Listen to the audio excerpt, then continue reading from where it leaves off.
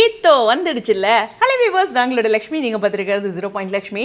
நேற்று நம்ம சுவாமி வந்து கோவில் ரிலேட்டடாக, அப்புறம் சிவராத்திரி ரிலேட்டடாக சம்திங் அவரோட சைட்லேருந்து அப்டேட்ஸ் வரும்போது, என்னடா அது லக்ஷ்மி பிரியா சைட்லேருந்து ஒன்றுமே வரலையே, ரொம்ப பிஸியாக இருப்பாங்களோ கோவிலுக்கு போயிட்டு அப்படின்னு நினச்சிட்டு இருந்தேன்.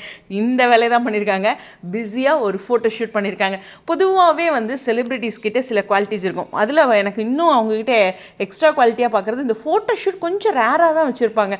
மற்றபடி ஈவெண்ட்ஸு, அப்புறம் வந்து பெய்டு ஆட்ஸு, அப்புறம் எப்போதும் போல ரெகுலர் ஷூட்டிங், அதில் என்ன வேணாலும் சரி, வேறு வெளிநாடு பயணம் இதெல்லாமே ஓகே. ஆனால் இந்த ஃபோட்டோ ஷூட் வந்து கொஞ்சம் குறைவாக தான் இருக்கும். ஆனால் லக்ஷ்மி பிரியா அதுக்கும் கரெக்டாக ஈக்குவலாக எல்லாத்துக்கும் என்ன மாதிரி முக்கியத்துவம் கொடுக்குறாங்களோ அதே மாதிரி ஈக்குவல் முக்கியத்துவம் இந்த ஃபோட்டோ ஷூட்க்கும் கொடுக்குறாங்க.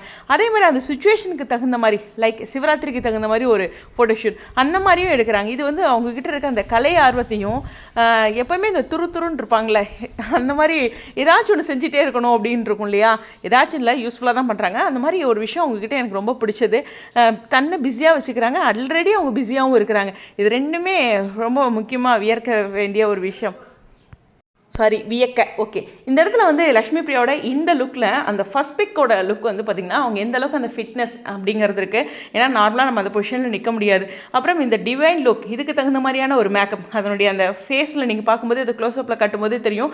அந்த டிவைன் லுக்கு தகுந்த மாதிரியான ஒரு மேக்கப் செட்டில் இருந்தாங்க. அந்த கையில் மருதாணியாக இருக்கட்டும், காலில் வச்சுருக்கிறத மருதாணியாக இருக்கட்டும், அதெல்லாம் ரொம்ப பியூட்டிஃபுல்லாக இருந்தது. அது மட்டும் இல்லை, இதுக்கு தகுந்த மாதிரியே அந்த ஜுவல்லும் டிவைன் லுக்கு மேட்சிங்காக இருந்துச்சு. ஆல்ரெடி விஜய் டெலிவிஷனுடைய ஷோக்கு சூப்பர் சிங்கருக்கு வந்து ஒரு பியூட்டிஃபுல்லாக டிவைன் லுக்கில் வந்திருந்தாங்க. இதுவும் இன்னும் ஒரு வித்தியாசமான ஒரு டிவைன் லுக். ஸோ கண்டிப்பாக மெரே ஷிவ் அப்படின்ட்டு அவங்க மென்ஷன் பண்ண கீழே ஃபேன்ஸ் எல்லோரும் மெரே பார்வதி அப்படின்னு சொல்லியிருந்தாங்க.